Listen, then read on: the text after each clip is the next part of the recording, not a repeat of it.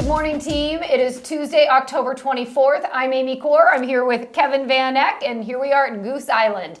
We have a great topic. I know we are still working on our business planning over the last few weeks. I think this is week 4. We've done marketing, we've looked at operations, and we've looked at a SWOT analysis. And today we are going to be focusing on your transactions and how that correlates to you getting new business. So on that note, let's make sure you have a fresh cup of coffee, lemon water, power smoothie, whatever it may be, and let's get into the next episode of Coffee with Amy and Kevin. That's right. Good morning, everyone. Good morning, Amy. Good to see you. Thank you for joining us. Yes, as Amy said, we're in week 4. We're going to talk about transactions. We're really going to look at knowing your numbers and knowing where you spend your time and being able to translate that directly into business growth in terms of your goals and where you want to be. Because in reality, we can set goals. You may want to be at 10 million, you may want to be at 15, maybe 50.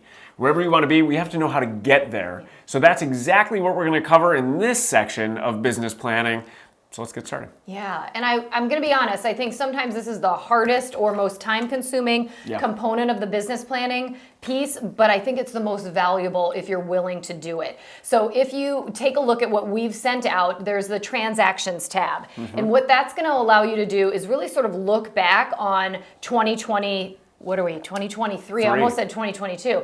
To look back, on 2023 and be able to take a look at what you did. And it's going to take a look at how many transactions you did, maybe how many listings compared to buyers. But it's also going to give you the opportunity to dig a little bit deeper and see things like, what is my average transaction price?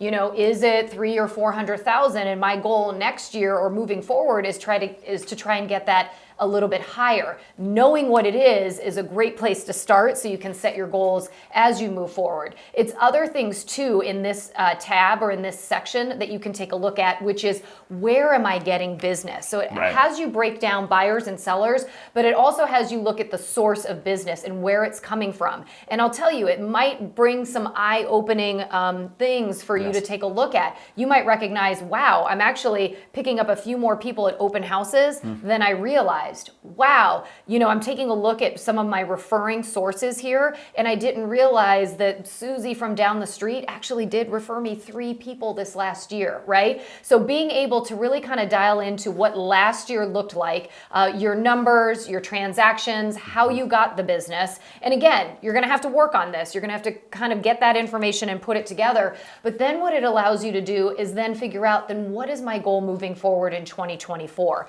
Because once I look at last year, I'm going to say, hey, these are some of the things that I did great. I'm going to keep on moving forward with that. Here's a few areas where I'd like to improve or push myself or set some different goals.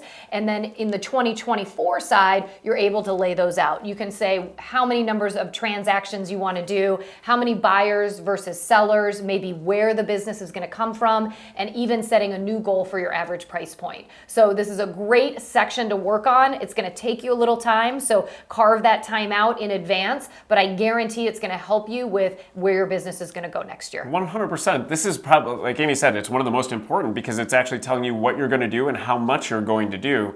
Because as we transition out of prospecting and the actual actions you take, it's a numbers game, right? The more people you interact with, the more business you're going to have, in theory. The more conversations you'll have, the more conversion opportunities, the more listings, the more buyers, etc. So as we talk through prospecting, it is really about being strategic.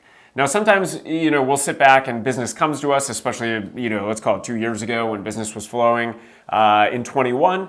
You can't just sit back and take it. You have to be strategic. It doesn't mean not being authentic. You can still be authentic. But in this prospecting section where you're mapping out how many outreaches you're going to do, this is the calculated part. If you know that you need to reach out to, call it 40 people a week, then this is where you're going to put that in, commit to it, and be able to drive growth. Because if you want to go from 10 to 15 million, you have to do more of whatever's being successful or add things on. You can't just do the same thing and go from 10 to 15 million, which is why sometimes agents plateau. So this is where you plan it out. Now in this spreadsheet, you'll see there's a conversion ratio of 1 opportunity or 1 closing to every 40 outreaches, every 40 contacts. And yours might be slightly different, but in this case, follow that guideline if you don't know. Make sure that you are plotting or planning those outreaches, the prospecting conversations. It's what you have to do in order to generate business because at the end of the day, it all comes back to relationships, outreach, contacts, making people feel good, and then you'll see your business grow as you increase the amount of prospecting you're doing. And the reality is, 1985, 2024, this is at the heart of real estate. I don't care about technology or any of the things that have changed. This is a formula that was created years ago and it works. Yes. It is about reaching out, and honestly, it is a numbers game, right? So I think it is about you taking the time. These 2 tabs, I think, are so pivotal in you determining what your game plan is moving forward. But then once you lay that out, here's the even harder part is you got to do it. You've got to determine that, okay, if it's a 1 in 40 outreach that I've got to hit, kind of get in front of 40 people in order for, one closing or transaction to happen. I was actually talking with one of our agents a couple of days ago, and he actually said that he figured out that his ratio is about 1 in 30 in order to get that tight, really strong opportunity to work with a seller or buyer. So not to necessarily close on a transaction, but he knew it took 30 calls for him to get kind of a live one that, hopefully will get to the finish line. Sure. So, but it took him some trial and error in doing this and prospecting to see what was working for him.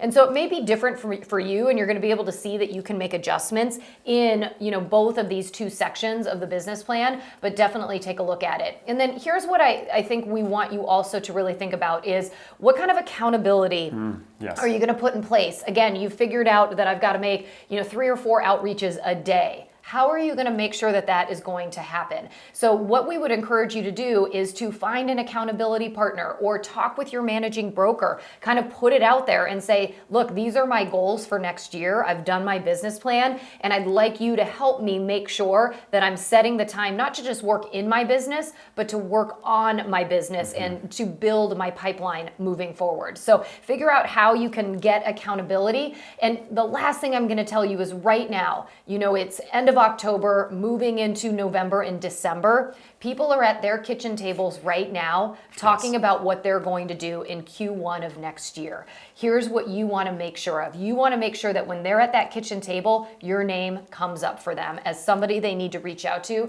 as it relates to real estate. You start doing this prospecting, I guarantee you, if you do it now, October, November, December, you are going to see a really big boost in the first quarter of your business. Yes, and reaching out with value, right? So it's about reaching out with market reports, maybe with a CMA that you've created, something about what's happened this year in the real estate market would be really beneficial. That's a reason to reach out now, or something to reach out with that creates value as they're having those conversations and puts you right in front of them so that your name comes up. Yeah, and the other thing is, yes, reaching out with an item of value, but it's also holiday time. So it's a great time just to check in, wish somebody a happy Thanksgiving, and then follow up with that, great targeted action item as well. So or next week, Spooktacular. Oh, that's right. Spooktacular, the 31st. That's right. That's right. Be ready for it. We'll see you that morning too. That's right.